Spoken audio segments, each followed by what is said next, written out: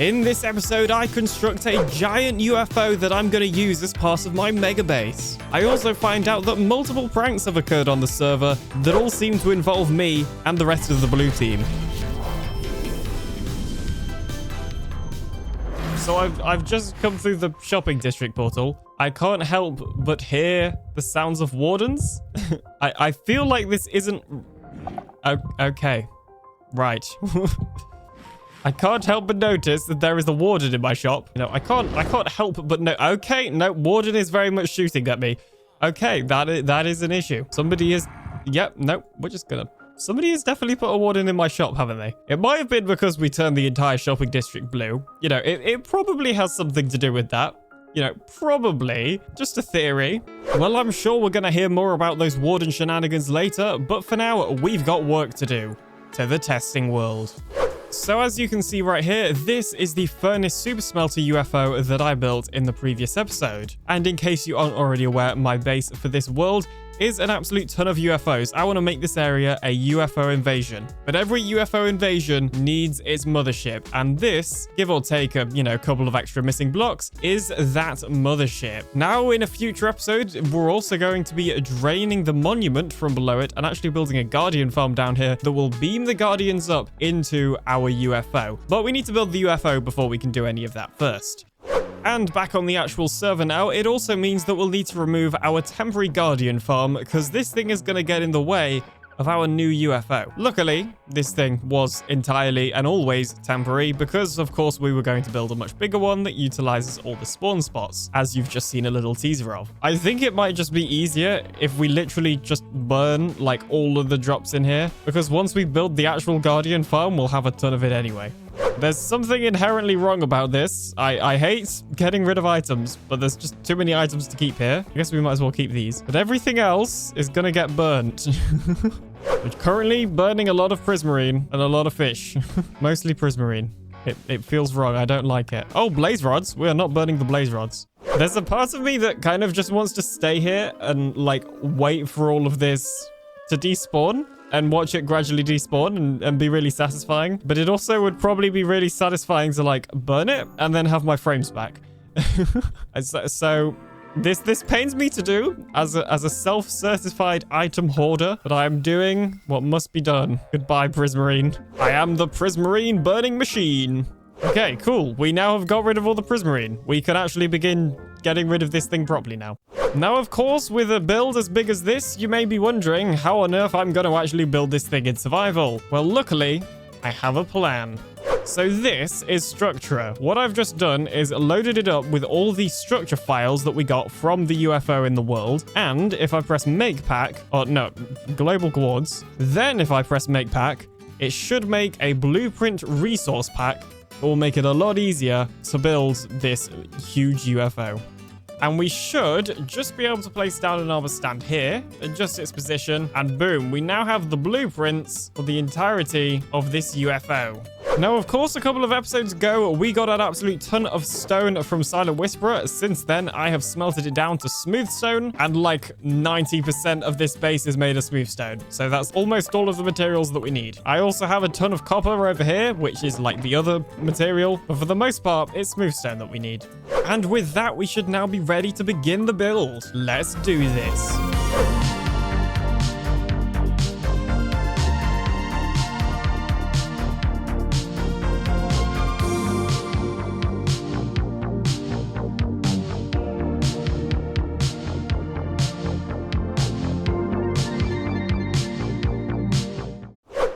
And with that, we have completed half of the UFO. Ignore that floating bit up there, that's just from the structure pack. Now, what I didn't realize is as I was building this thing, I've left a ton of blocks underneath, so I now have to awkwardly fly around and try and mine these blocks. Okay, yes, that's one. No, I can't get that one. Okay, that's fine. Now, in typical me fashion, I'm just leaving the copper to oxidize over time. And of course, eventually this will turn a lovely cyan kind of color. I don't actually think the orange copper looks that bad with this design, but obviously it makes the sea lanterns stand out a lot more than they're meant to be. It'll look a lot better when it's fully oxidized. And that's mainly because I think oxidizing your copper beforehand is kind of just dumb and a waste of time. The entire point of this lovely block is for it to age over time and show the age of a build. And especially with an area like my mega base, I'm going to be over here all the time. So this stuff, it should oxidize pretty quickly. But before I could finish the other half of the UFO, Genfire summoned me. Hi! Hi there. You know, I was actually thinking I need to come and talk to you, sir. Mm-hmm. Yeah, you admiring the new shopping district? It looks nice, doesn't it? We have a couple of questions to ask you, if you don't mind taking the time. Okay. Have you anything to say for yourself in response to the deaths that have happened in the blue shopping area recently? Deaths that have happened? I'm not aware of any deaths. You know, unless it's death by being too overwhelmed by the beautifulness. So you're unaware of the death with the warden the other day? I mean, I was aware there was a warden, but that had nothing to do with me. You know, I actually was a little bit suspicious that it was you. Me? Why me? I don't know. You mentioned something about a red shop. Just because I built a shop doesn't mean that I'm going to put stuff in your shop. So are you saying that this had absolutely nothing to do with you? Yes. Other than the fact that my shop was there, it had nothing to do with me. Yes. Okay, do you know why I'm even asking you about this warden? Not particularly. I mainly just saw it and ran away and hoped that somebody else would deal with it, which it looks like they have. I don't know. I've just been avoiding that area. Okay. Well, I think, my friend, you were framed. What? The warden was named TheAlienDoctor. Well, I don't have a pet warden named after me. Okay, well, if it really wasn't you, I need to go fix something real quick. Uh-oh. What have you done?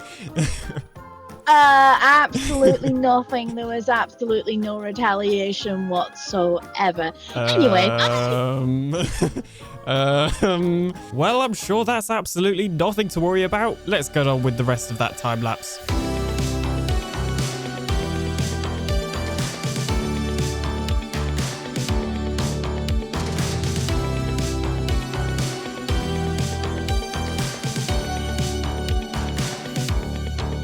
So it probably took about 6 hours in total, but we finally have the main UFO complete. Now, just like the underside, we still need to wait for some of this copper to fully oxidize, and I totally forgot I already had some fully oxidized copper from a trial chamber.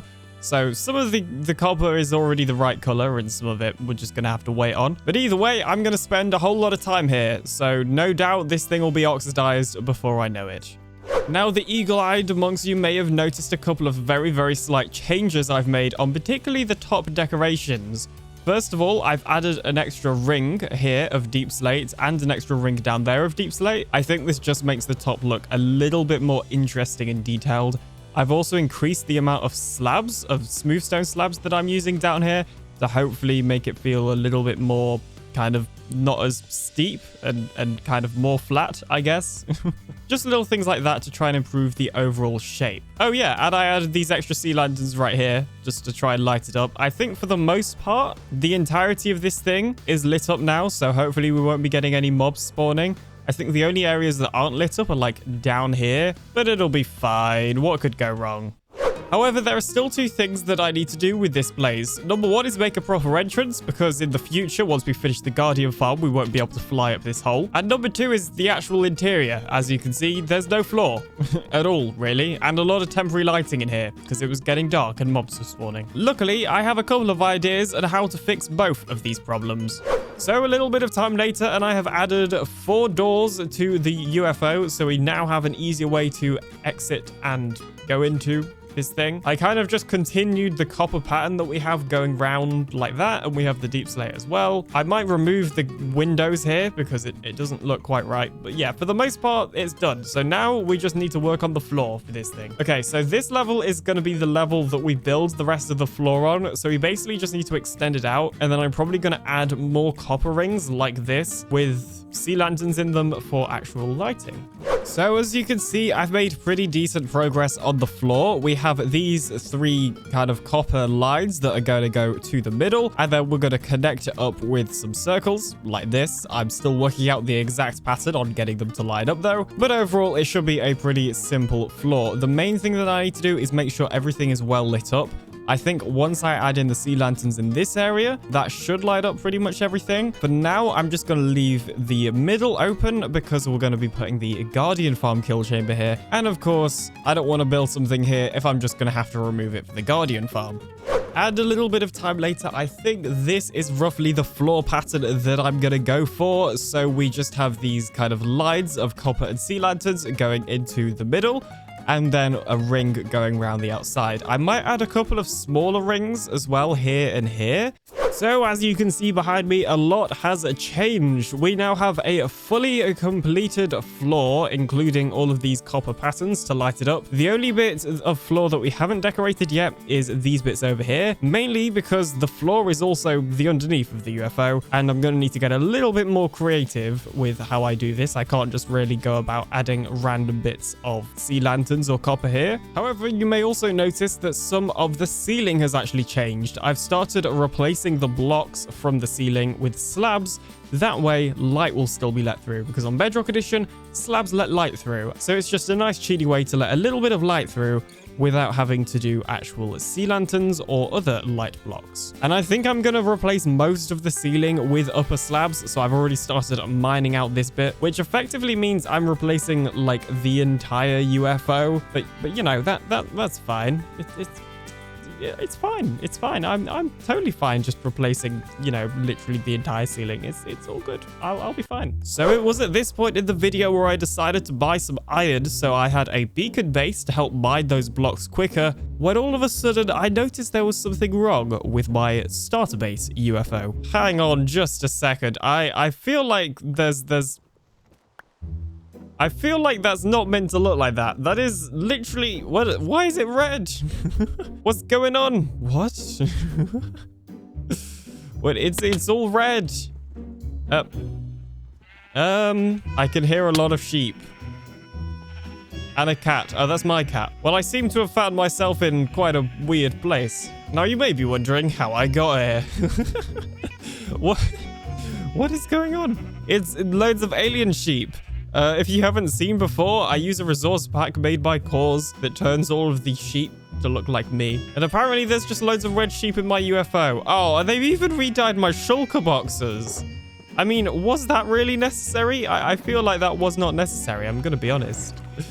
Oh my goodness, my eyes hurt from looking at all of this. Well, there's only one way to deal with this situation.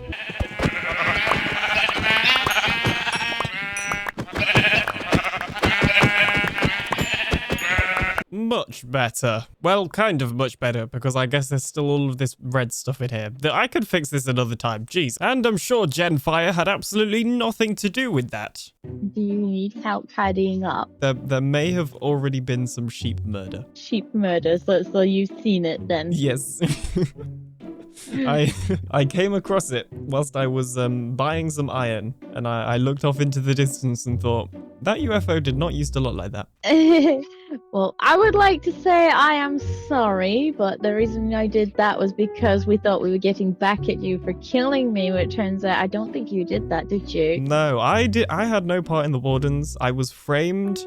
And if anything, I think we need to go confront the green team. But, you know, I think so too. I think so too. Well, I'll get Jade, you get the other blue people, and we'll meet somewhere at some time and we'll go talk to the greens, okay? Yes. Well, I guess she did have something to do with it after all. Now, I may or may not be recording this clip a little bit after starting the next episode, so ignore the mild spoilers over there. But as you can see, pranks aside, I have fully completed the UFO, and I've actually chosen to show you it at night because I think it looks really, really cool. Like, let's fly up a bit. And yeah, you can just see how cool it looks with all of the sea lanterns at the top here, lighting it up. And I've also added some extra ones on the bottom, as you can see by this outer ring here. I'm actually really, really happy with how this UFO has came out. I think it looks absolutely amazing, and I can't wait to fill it up with probably a giant storage system, because I have way too many items. I'm an item hoarder, okay? Now in the next episode, we're going to be working on a Guardian farm that actually beams up all of the Guardians into this UFO. So if you're looking forward to that, make sure to subscribe so you don't miss it. But other than that, I'll catch you in the next one coming very, very soon. Bye-bye.